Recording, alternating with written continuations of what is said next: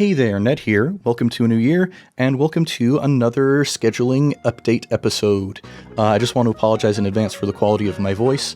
I recently experienced food poisoning that was worse than I knew it was possible for food poisoning to get, and my throat still hasn't entirely recovered from that. I'm not going to get any more evocative than that, but, even though my voice isn't quite as on par as usual, this is still an important update, and I still want to make sure it gets out.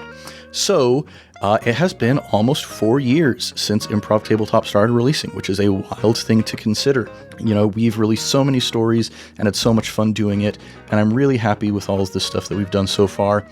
But a lot can change over the course of 4 years, and in fact, a lot has changed in my life over the course of the past 4 years, particularly in just this last year. I'll hasten to mention that they've been good changes, largely speaking. I'm pretty happy with the direction my life is going. But with those changes, there are new obligations that I have in my life now that I didn't have 4 years ago.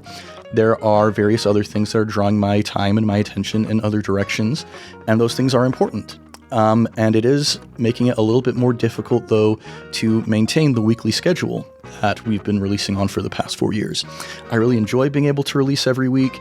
It's not a decision I make lightly. I've been thinking about it for a solid few months now, and I've decided that starting in the upcoming year and for the foreseeable future, we're going to be switching Improv Tabletop's release schedule from every week to every other week.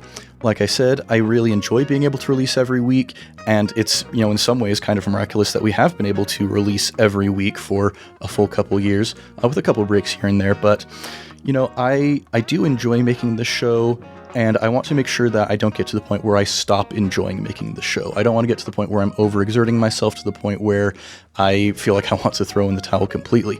Because this show means a lot to me, it means a lot to my friends, I know it means a lot to you out there as well, so I want to make sure that we can still be releasing good quality content, even if there's maybe a little bit less of it than there has been in the past.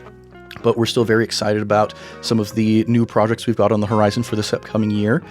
Starting next week, you should be able to hear the first episode of our next Fate campaign, Jumanji Falls, Jumanji mixed with Gravity Falls. We're very excited for that.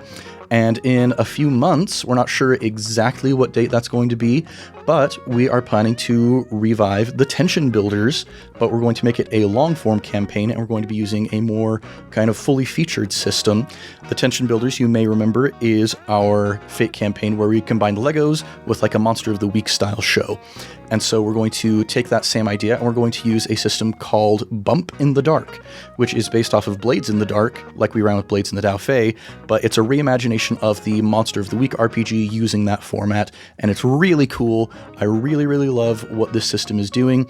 It kind of tickles my fancy in ways that the Monster of the Week RPG never quite managed to, and we're really excited for you to hear what's in store with that. And also over on our Patreon feed, when we wrap up the Mouse Ritter Chronicles, we're going to be playing a Dungeon World campaign. If you listened to our A Very Dungeon World Christmas little adventure that we just did, you already heard me mention that I really, really love Dungeon World. It's probably my favorite RPG at this point. I'm having so much fun with it, and I really want other people to hear what it's all about.